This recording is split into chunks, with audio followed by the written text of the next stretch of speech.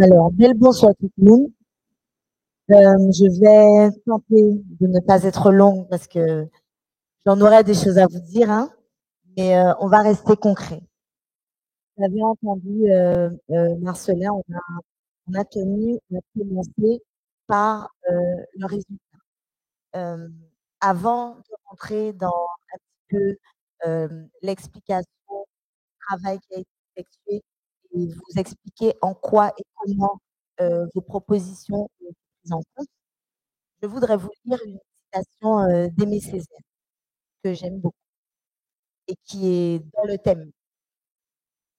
J'accuse le gouvernement, seul responsable de la politique économique de la Martinique, et cela en fonction même du régime départemental, de n'avoir rien fait pour assurer le développement des forces productives martiniquaises, de ne nous avoir considérés que comme un marché pour l'écoulement des marchandises françaises et plus généralement européennes.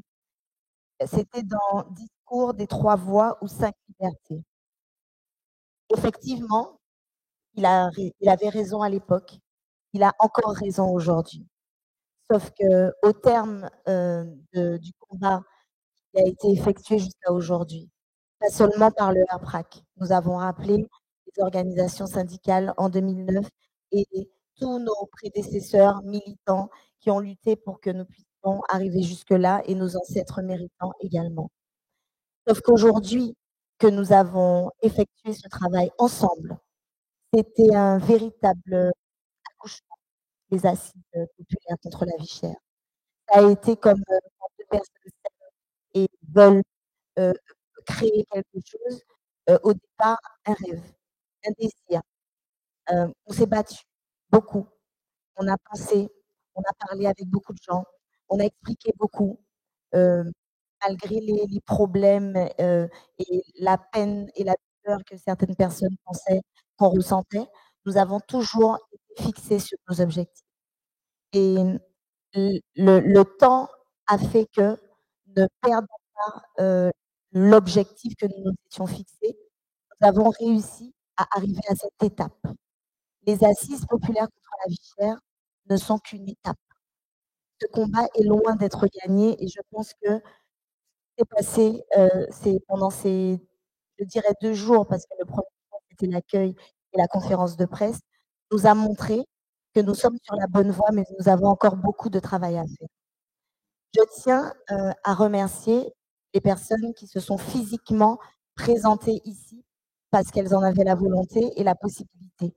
Je tiens à remercier aussi toutes les personnes qui, derrière leurs écrans, quel que soit l'endroit où elles se trouvaient, se sont intéressées à nos travaux et ont partagé les liens parce que dès le départ, ont commenté aussi, même les vidéos, tous les influenceurs qui ont relayé le travail qui a été fait parce que ce n'est qu'un début et c'est comme ça que nous allons y arriver, qu'on s'exprime et qu'on dise ce qu'on pense réellement.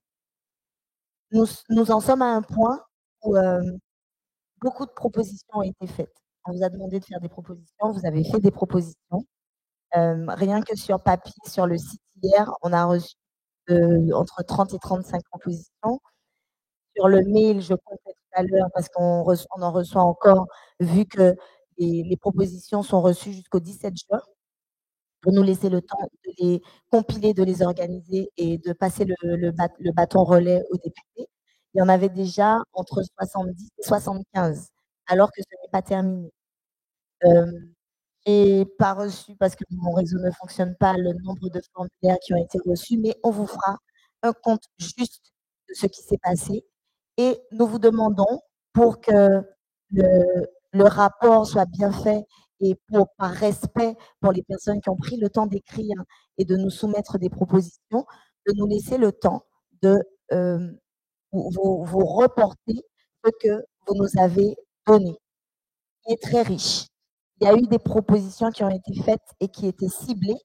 Donc, c'était ciblé sur l'alimentaire, c'était ciblé sur les transports, c'était ciblé sur l'énergie, c'était très ciblé et succinct, résumé court et utilisable tout de suite.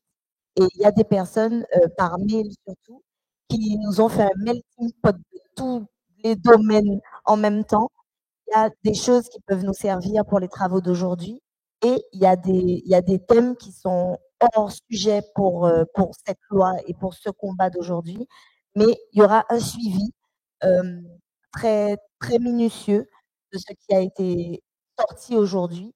Hem, la première édition écrite, sur le panneau et sur tout ce que vous avez vu passer sur les réseaux, on a tenu à ce que ce soit écrit première édition parce que si vous le voulez bien et si nous réussissons à continuer à travailler de concert en mettant nos égos et nos objectifs personnels de côté et en mettant en avant l'avenir des générations futures, nous sommes certains que des assises populaires contre la vie chère ou autre chose auront encore lieu et que nous apprendrons de nos erreurs d'aujourd'hui pour pouvoir progresser vers des travaux productifs. Euh, Plusieurs thèmes sont ressortis, comme je vous dis, et vous avez abordé tous les thèmes qui concernent nos problèmes quotidiens. Tous, tous ont été abordés. Les sargasses, les bateaux qui sont sur les bras de mer, la pollution, la vie chère, tout a été abordé. Donc, c'est pour ça que nous vous ferons un rapport écrit. Les députés recevront toutes les propositions et nous vous remercions, toutes les personnes qui ont participé. Et nous tenons à vous dire que vous avez encore le temps de réfléchir et de nous envoyer vos propositions jusqu'au 17 juin et surtout de partager le fait que nous avons besoin de vos propositions et de votre mobilisation pour arriver à ce que Marcelin nous a expliqué.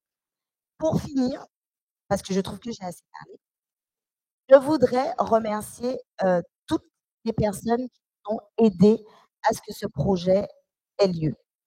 Il y a d'abord les présents, il y a aussi les absents, parce que au moins ils ont pris position. On est resté pendant un petit moment à demander aux uns aux autres et à aller un petit peu partout pour voir si on pouvait travailler tous ensemble.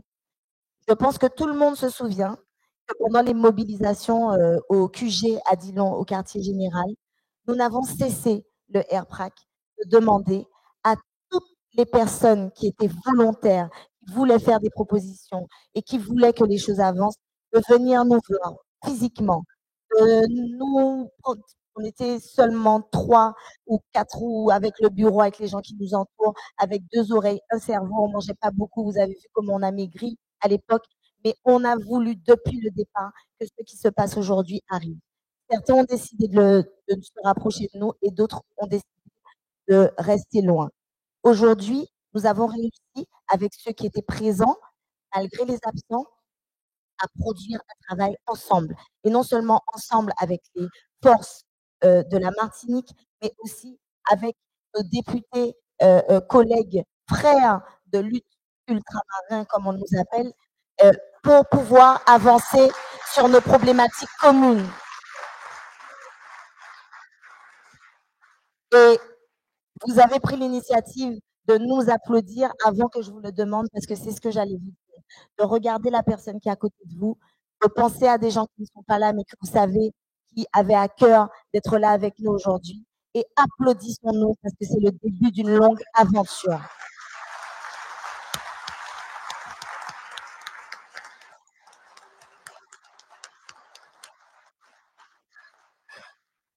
Et je finirai en disant que je remercie aussi les gens qui ont été et qui sont encore profondément contre, et réfractaires, parce que ce sont ces gens-là qui, envers et contre tous, comme aime dire Rodrigue, nous permettent de nous dépasser et d'avancer. Et que,